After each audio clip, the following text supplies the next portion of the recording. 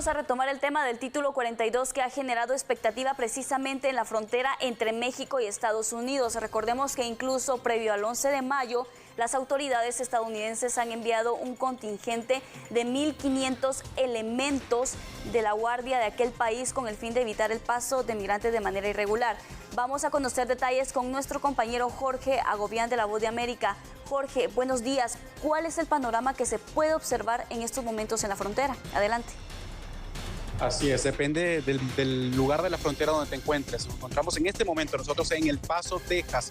En ese lugar, pues lo que hemos visto en las últimas semanas es un campamento improvisado de migrantes a las afueras de una iglesia aquí en El Paso, Texas.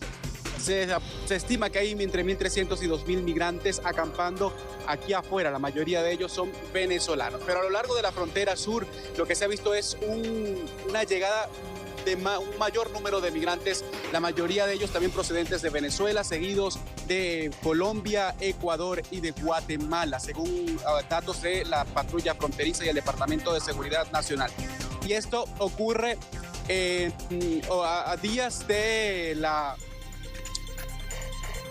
Ocurre a tan solo días de la entrada en vigor del título 8 aquí en la frontera, que significa al mismo tiempo que habrán consecuencias para aquellos que crucen la frontera de manera irregular, entre ellas una prohibición de reingreso a Estados Unidos durante 5 años. Y también si se viola esa norma, la posibilidad de que los migrantes se les pueda abrir un caso penal por reingresar a Estados Unidos sin la debida documentación. Eso es lo que se espera en los próximos días. Hay, sí, temor y también al mismo tiempo preocupación por parte de los migrantes que se encuentran aquí en El Paso, Texas, con lo que hemos hablado el día de hoy. Esto luego de que un carro atropellara a migrantes en Brownsville, Texas. Eso está aproximadamente 11 horas desde aquí donde nos encontramos. Un carro pues atropelló en las últimas horas a ese grupo de migrantes. 8 de ellos murieron, la mayoría hombres venezolanos, y 10 se encuentran hospitalizados y bajo observación en el hospital, entre ellos el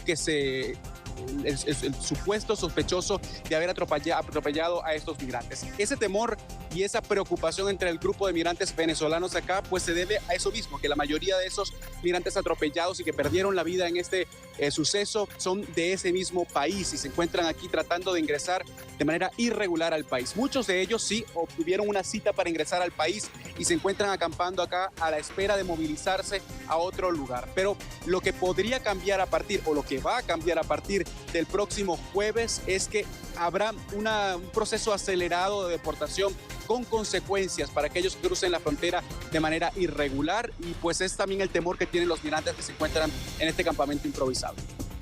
Jorge, en este caso, ¿podrías indicarnos, por ejemplo, qué es lo que se observa más en estos momentos? Por ejemplo, hablamos de si hay más familias completas, hay más mujeres, hay más hombres, hay más madres acompañadas de sus hijos.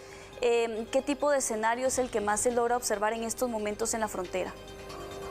Sí, la mayoría son hombres con edades, digamos, entre 20 y 40 años. La mayoría son hombres solteros, lo que vemos acá. Pocas familias, pocos niños. De hecho, en el refugio, que realmente es la iglesia que está a mis espaldas, cada noche dejan entrar a un aproximado de 200 personas y priorizan a las mujeres con niños o mujeres embarazadas. El resto duerme aquí en la calle y despierta aquí en la calle todos los días. Unos tienen al menos de 15 días acampando aquí a las afueras de esta iglesia. Pero también existe el temor y la posibilidad de que las autoridades locales vengan en cualquier momento y expulsen a los migrantes de las calles de acuerdo a las ordenanzas y las leyes locales aquí en la ciudad del Paso, que hay que destacar.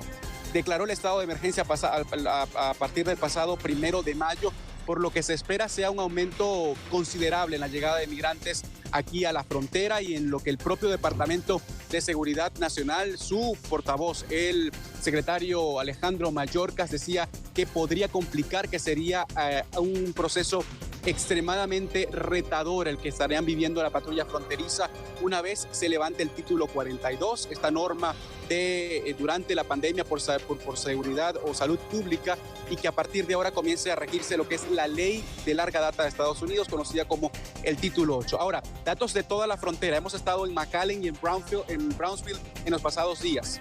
La mayoría de los puntos de la frontera ha incrementado el número de migrantes que cruzan de manera irregular y son encontrados por la patrulla fronteriza.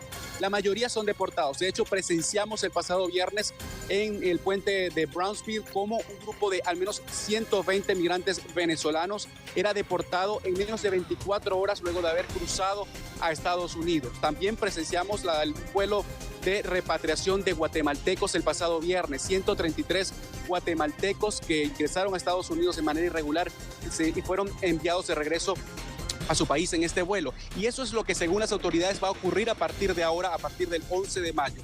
Mucho más vuelos de repatriación acelerada a países como Guatemala, Ecuador, Cuba, Nicaragua. Y en el caso de los migrantes venezolanos que serán devueltos de manera acelerada a México si cruzan de manera irregular.